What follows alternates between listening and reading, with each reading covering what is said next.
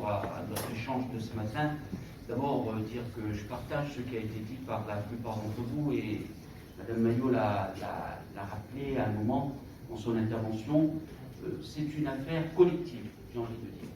Et moi qui suis député, qui ai la chance d'être député, au moment de la loi climat, j'ai porté un certain nombre d'amendements. J'ai porté des amendements sur le VRAC, j'ai porté des amendements sur la consigne, notamment l'expérimentation de la consigne à partir de 2025 pour les bars, les restaurants et les hôtels. Malheureusement, mon amendement n'a pas été retenu. Je défends également que pour les consommateurs qui vendent notamment des produits qui peuvent être valorisés, je pense aux vêtements, aux robes, qu'ils puissent le vendre par kilo ou en kilo, je ne sais pas comment on dit exactement. Donc il y a un certain nombre d'amendements qui sont portés aujourd'hui, qui sont, à mon sens, importants si on veut vraiment changer.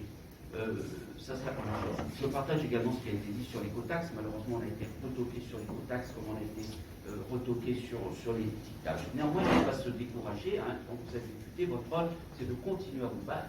On a une loi très importante qui arrive dans quelques jours en commission et ensuite en séance, qui est la loi 3DS, décentralisation, déconcentration et déconcentration, et du coup j'ai oublié, et différenciation, et le S pour simplification.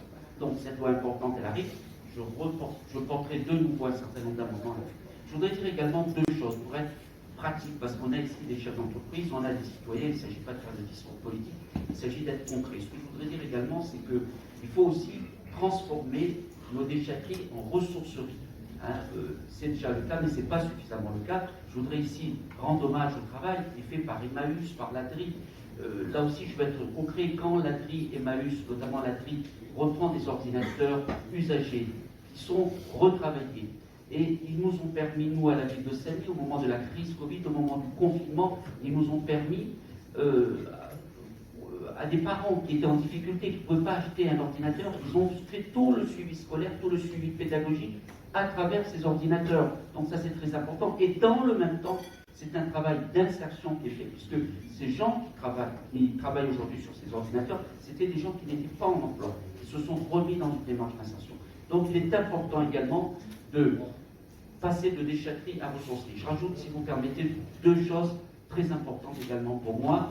Ça a été dit par M. Pérez, mais je pense que nous partageons ça. Il ne faut pas se laisser déborder. Il faut toujours anticiper les choses, notamment sur ce sujet-là, sur ces sujets-là. C'est la question des batteries au lithium. Je rappelle qu'aujourd'hui, à La Réunion, la commercialisation de voitures électriques, en pourcentage, bien sûr, sur certains trimestres, elle est aussi importante qu'en France hexagonale. Donc, il faut vraiment anticiper les choses, parce que nous allons vers une vraie difficulté, et on va se retrouver ici dans 6 mois, dans 2 ans, dans 3 ans, dire purée, on n'a rien fait, on n'avait pas vu le truc, etc. Donc ça, c'est une première chose que je voulais dire. La deuxième chose, c'est que l'autre enjeu, si on veut aussi réduire les déchets, on veut vraiment se situer dans une démarche de transition écologique, il faut encourager la production locale. C'est éminemment important, parce que lorsqu'on encourage la production locale, on va réduire aussi les emballages. Et nous sommes tous d'accord pour dire que le plastique, tout ça n'est pas supportable, le jetable n'est pas durable. Et je rassure madame, je partage totalement ce qu'elle a dit, elle a utilisé avec ses mots, moi j'utilise avec les miens, c'est que nous devons aller vers une société plus sobre. L'avenir de la Réunion, elle passe aussi par la sobriété. Voilà ce que je voulais dire. Merci Philippe. Monsieur le député, merci d'avoir été là pour ces précisions.